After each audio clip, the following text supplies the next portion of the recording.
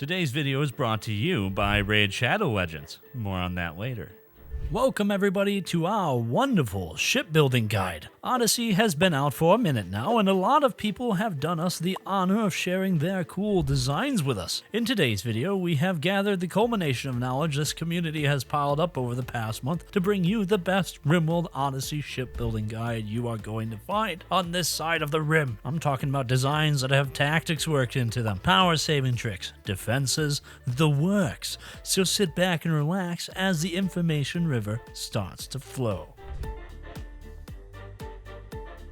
So how do we begin making the perfect ship, or at least one that will function well enough that you don't go insane and run out in the middle of the street screaming you are the ice cream man from Brazil? Bren, that is oddly specific. Anyway, you have two ways to go about starting. Well, technically, three options. First way, follow the Odyssey DLC start and get 3 poor colonists who stirred up the mechanical hornet's nest, so to speak, and now spend the rest of your game being hunted down by mad mechanical murderous machines. It's not a bad start, and it will keep you on your toes, but you get to start with the basics of a ship. The second option is any normal playthrough and waiting for a grav core signal and basically be gifted a grav core to build off of. So what's the third option? Well, just edit the start or make your own. Yeah, it turns out you can just turn off the pursuing mechanoids. Do the original start and just without the pesky sword of Damocles over your head. Yes, you can be golden.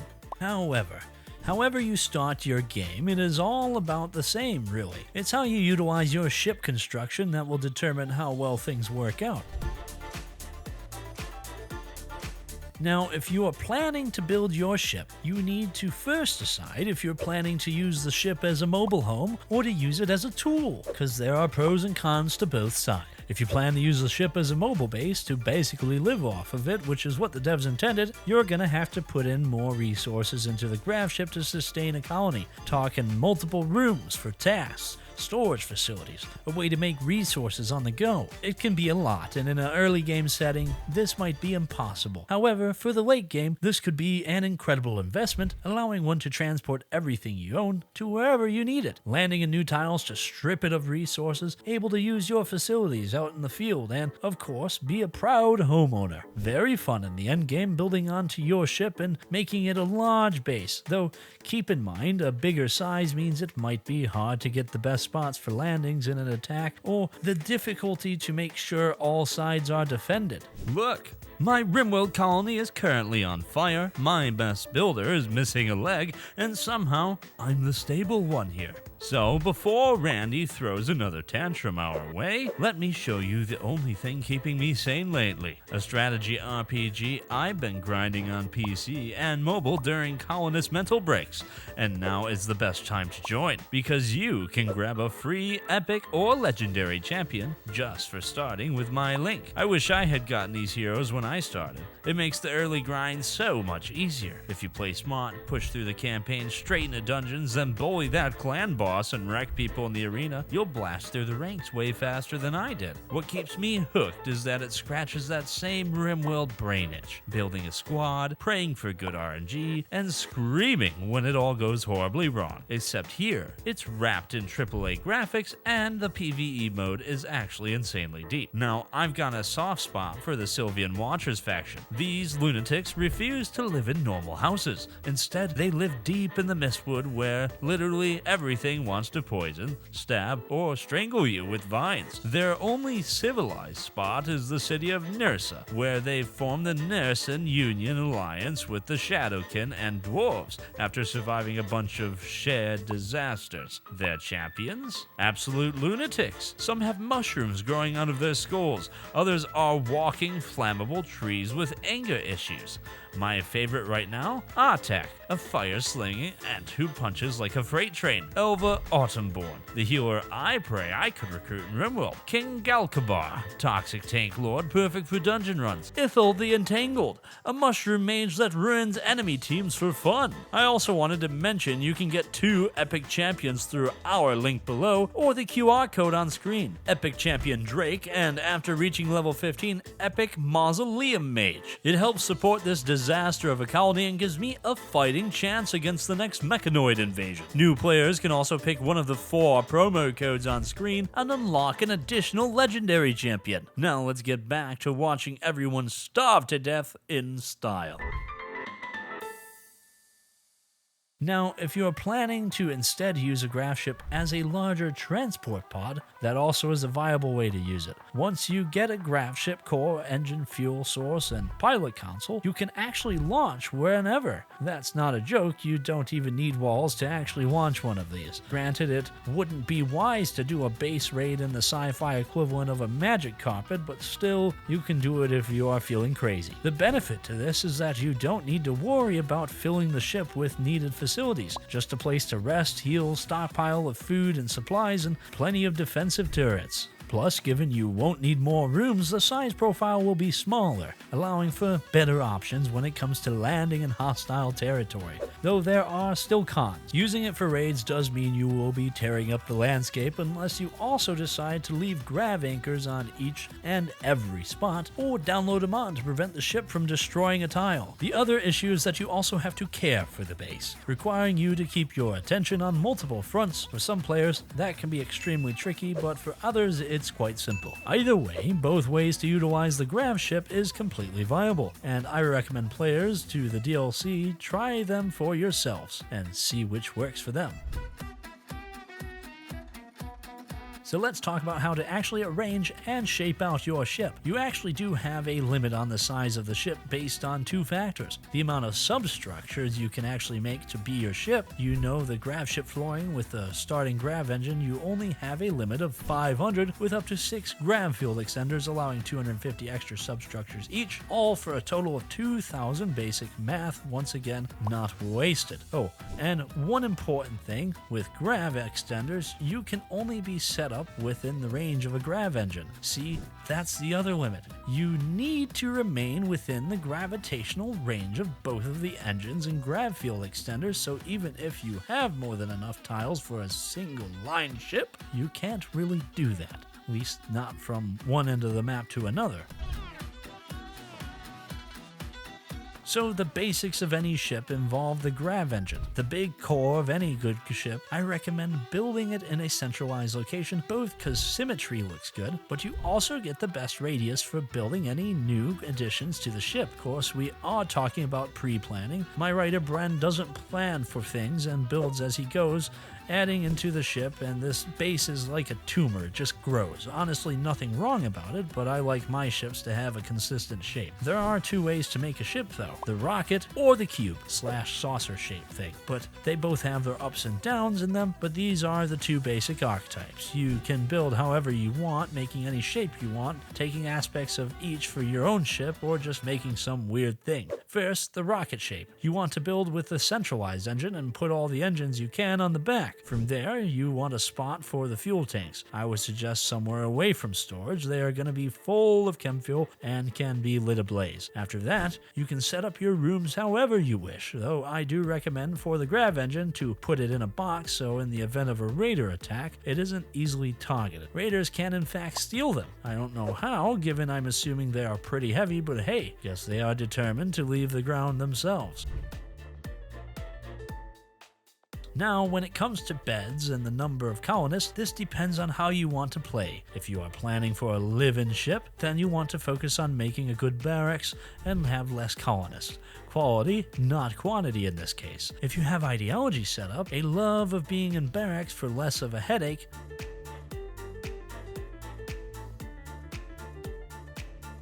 it would appear we've made a mistake. Bren, the writer, misremembered that the barracks ideology love isn't from the base game Rimworld, rather being from the more precepts mod. Our mistake for misinforming you in this and the other video on Odyssey facts, we apologize. If you are planning to use the ship as a transport pod for resource gathering or raiding, then you can focus on getting more people in the colony. One half for focusing on the ship, the other for focusing on the home areas. Here you set up rooms, albeit small rooms, for the day-to-day travel. not to worry about having multiple workstations beyond a kitchen for cooking. If you don't use the nutrient paste dispenser, which you should be by the by, a fabrication bench and machine working bench for salvaging mechs and making any components for replacement. Obviously, bring a biofuel generator since chem fuel is needed for propulsion. Finally, always include in a ship hydroponics to make rice, heal root, and if you have any pawns who require it, psychite to make a tea to fulfill joy or chemical dependencies a pawn may have. Optionally, you could also get fiber corn and cotton growing. Cotton for clothing, some furniture, and for trading. Fiber corn for wood when you need to build emergency walls or furniture, plus a source of chem fuel when it's a serious emergency. For both types of ships, keep the storage room away from any outer walls that might be breached, and perhaps centralized in a ship. Chem fuel should always be stored away from everything in its own room unless you like having fireballs breaking out on your ship. It's a closed space and it can get quite hot. If you are aiming to also have prisoners for whatever reason, not gonna judge your behind-the-scenes treatment of your unwilling tenants, I recommend smaller individual cells complete with a separate hallway that isn't getting oxygen. Sure, pawns breaking out of prison won't get turreted or blocked by doors since they somehow have a skeleton key to all your doors during a breakout, but hey, at least you can take their breath away. Speaking of breath, take advantage of vents in your walls. They work for both heat and air in Odyssey, so save some power and resources on multiple heating and air units with them. Another important thing to set up is an outdoor area within the ship. This will be devoted to drop pod or shuttle areas, making them big enough, and you could set up a ship drop point beacon, but that's not necessary. This is just to safely land on your ship with a shuttle, though you could set up a telescope out in there as well. Do some earth gazing in space. Also, mortars. Never forget a mortar or two in a good base. Now, when it comes to power, the best source of vanilla power is chem fuel. It's needed for the engine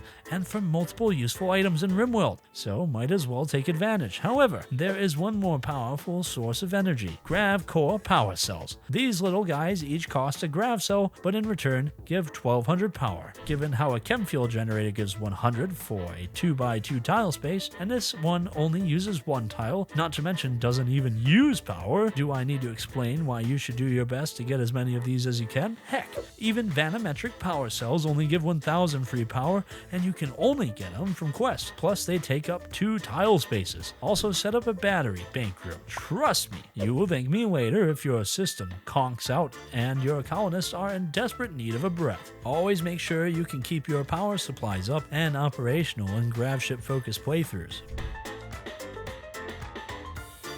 So let's talk about airlocks, or rather, airlock to get into your ship. I recommend going with a double door, styling using 2 doors with a space in between with the vac barrier doorway right in the middle of that space. This way there is no change in atmosphere, and in the event of a power being cut or running out, your colonists still have the double door system to keep a form of an airlock. Before the airlock, also set up some outfit stands. You can use these to switch pawns' outfits to ones that prevent decompression, like vac suits, or heavier but slower marine armor.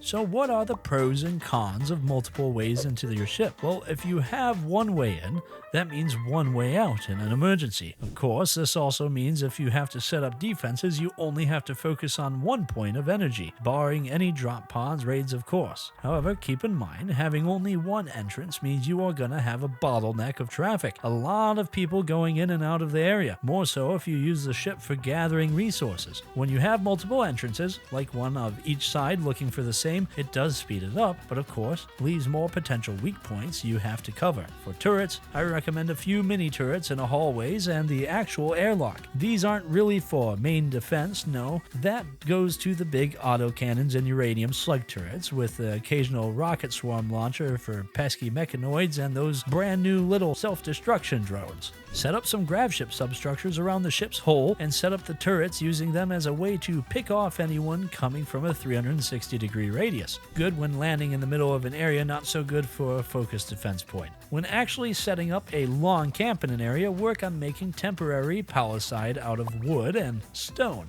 It doesn't have to be perfect, but the ability to slow down any incoming enemies that may show up can save you the headache of replacing ship walls. This is where you set up proper kill box defenses. Setting one up within a ship might be possible, but it requires a lot of pre-planning and the knowledge that you will more than likely have to do a lot of ship repairs.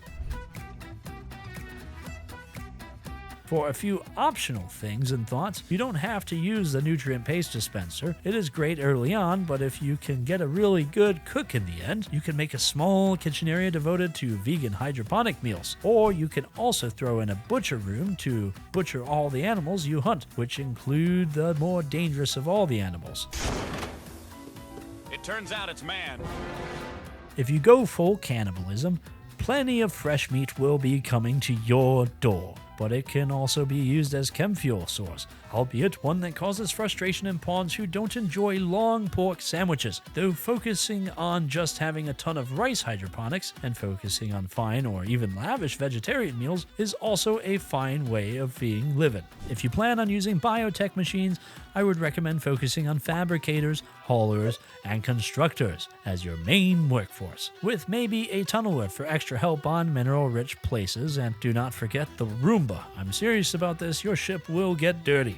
For a machine spot, set up the robot recharge room in a room away from the main action, and don't even bother putting life support in there. Robots, last I checked, don't need to breathe, feel pain. Jury is still out there on that one. For security bots, honestly, anything is good. But the War Queen is a good endgame security bot with high health, decent damage, and unleashing little angry robots from your big angry robot. Though keep in mind, since a lot of material will go into the ship's construction, go for quality, not quantity. For security bots, or just focus on helper bots. Also, for the matter of waste packs, you can ditch them on asteroids and space ruins. Makes sense. It's not like your neighbors will care about you polluting, even though they really should. Space debris is legit a dangerous thing for ships. Look it up. So what about animals?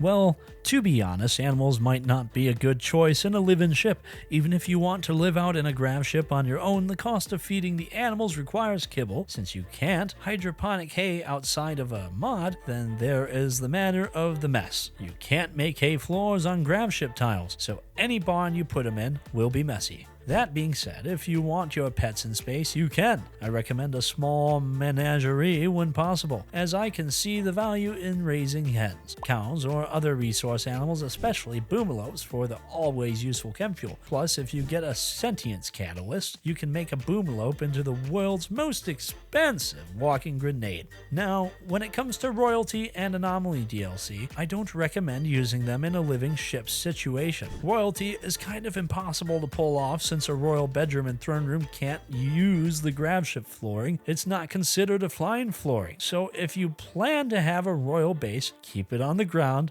or in an asteroid base.